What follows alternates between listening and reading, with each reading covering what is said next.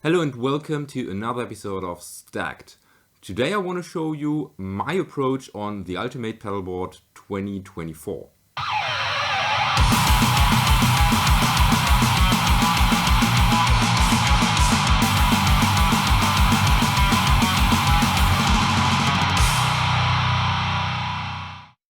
So I'm very sure that lots of you guys have seen Ola Englund's video on the Ultimate Pedalboard 2024. And, well, I thought I could do better, or at least I thought, well, I would do different. Let's recap. He chose 4 different pedals. He chose the Decibelix Angry Suite. Then he chose his own Chuck pedal. Then he had the Moore P2 multi-effects unit, and then he had a Seymour Duncan delay reverb pedal. And I don't like the Chuck.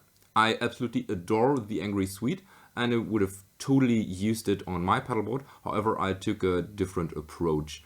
The Moore, I don't think it's this good as a multi-FX pedal, and the Seymour Duncan I haven't tried, but I have another option here.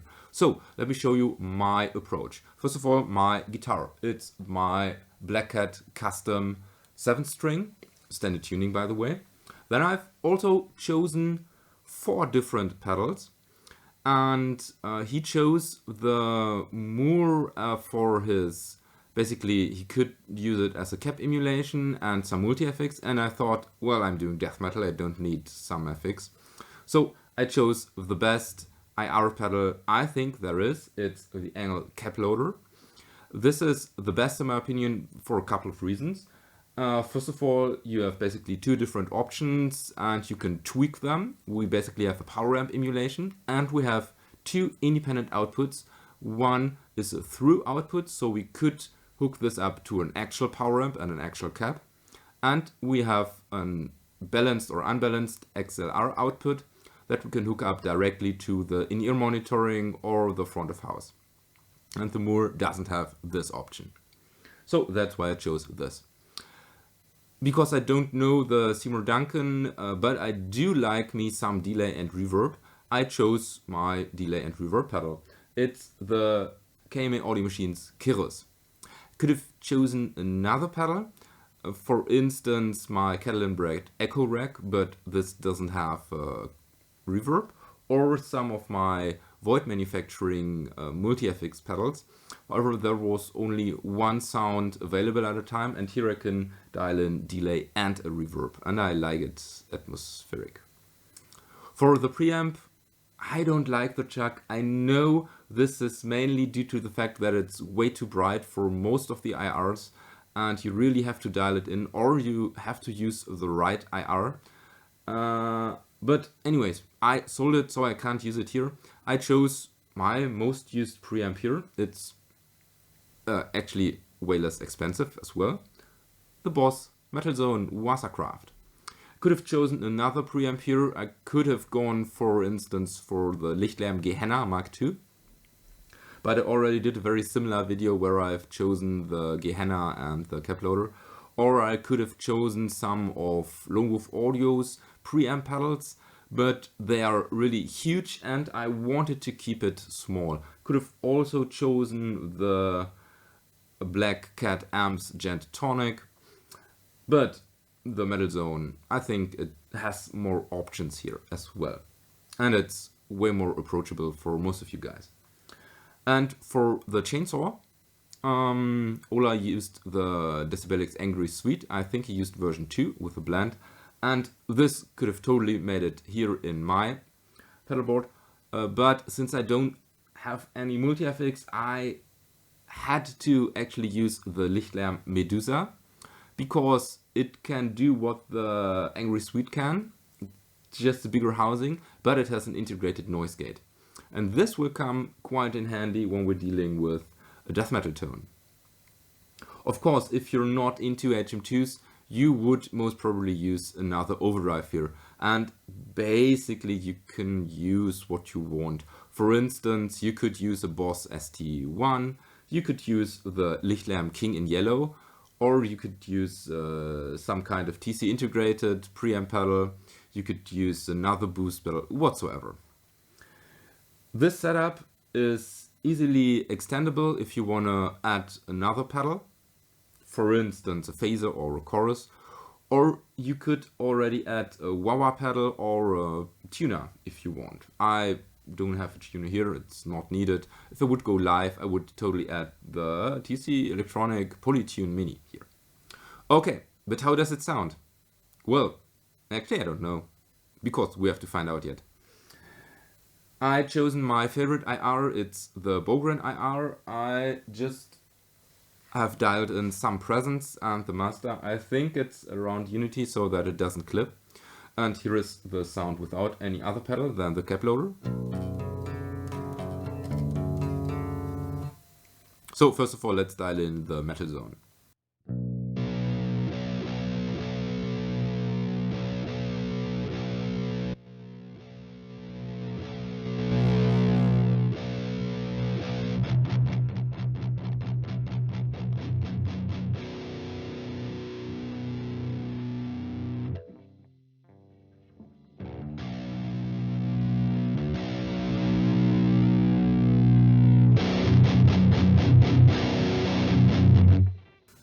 Okay, I had to readjust the level on my input here, on my interface, but now we're fine, so let's dial it in.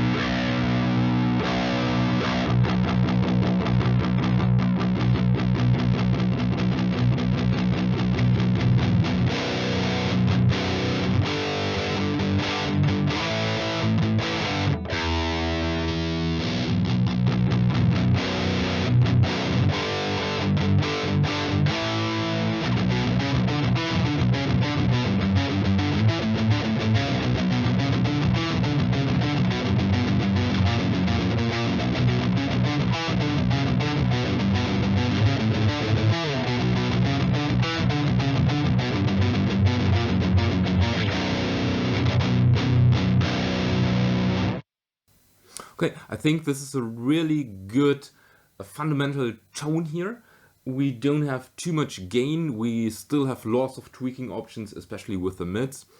And we could add more gain, but I like when some of the gain, or a good portion of it, is coming from an additional pedal. For this instance, the Medusa here. So, let's dial in the Medusa.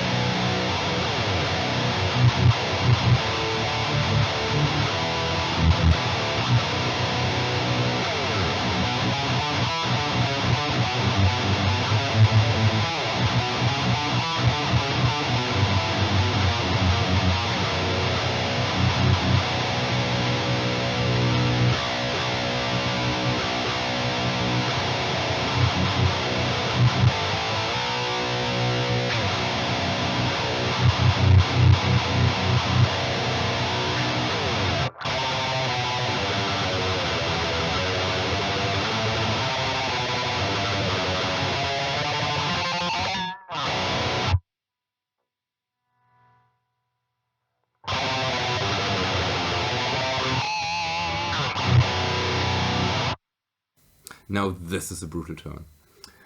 So what I've done, basically I've done my typical approach here. I swept through the low mids here, or is it called low mids? I've swept through the mids, where I found the most unpleasant frequency to my ears, and then I locked it and I dialed it back. Works wonderfully well with this pedal here. The gate, I've actually chosen the start of the gate a bit too drastic, so I've dialed it back. I've dialed in the cut where I thought the sound was kind of getting a bit hollow, a bit trebly, and then I dialed in, first of all I dialed in back some bass on the Medusa, and then I dialed in back some bass on the Metal Zone, and now I have this really tight, gnarly metal sound. When this was ready, I blended in some clean signal, and this tone is really awesome, if you ask me. That's actually a quite awesome tone. So this would be my rhythm approach, or rhythm tone, and now I would dial in a lead tone. Basically, I really like if I just have to add as few things as possible. So here I would, first of all, I will try with just the Kyrus. Maybe I would add another pedal between the Metal Zone and the Kyrus, kind of as a boost pedal for my solo stuff, because the Metal Zone doesn't have a second channel here. And this could be done by the Lichtlärm Audio Amber Spyglass. Could use it both as a boost pedal as well as a mid boost pedal, maybe. And yeah, but since I don't have it here, no problem. Let's dial in the Kyrus. So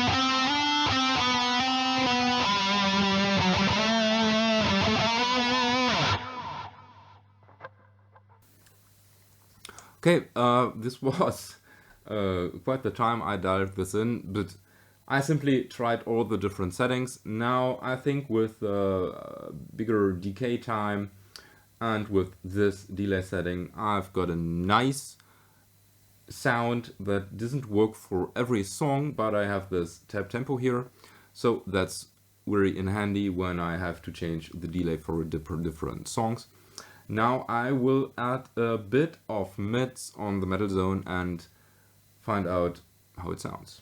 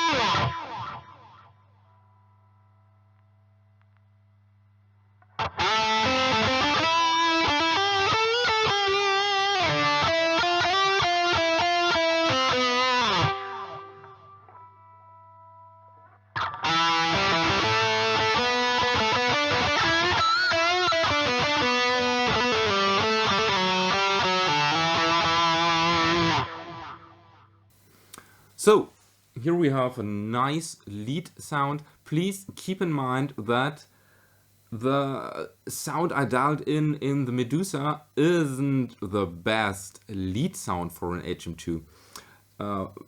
For myself, I use a totally different sound whenever I play a lead or a solo without an actual HM2, and it always has this kind of honky feel here.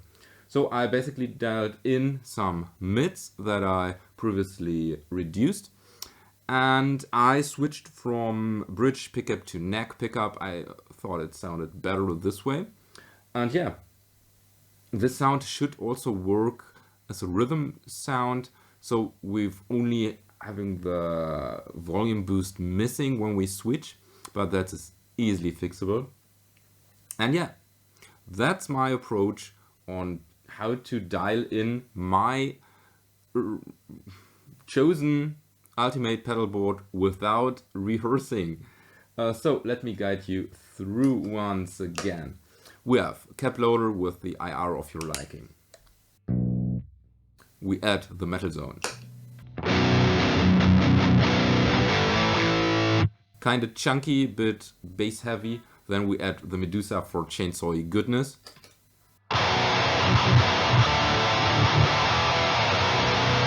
And whenever we want to play a lead, we add some nice ambience.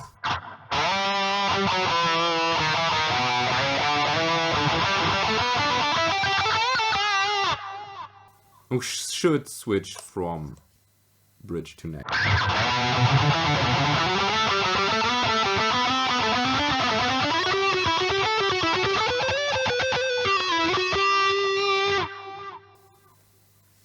And there you have it. Now let me know, what do you think about this approach, and what would your ultimate pedal board in 2024 would look like? Let me know down in the comment section. And if you want to support this channel, check out the links in the description. I posted some affiliate links where you can actually purchase most of the stuff I used here. And you might want to consider becoming a YouTube member. And with this being said, thank you for watching. Don't forget to subscribe. May the force be with you and have a nice day.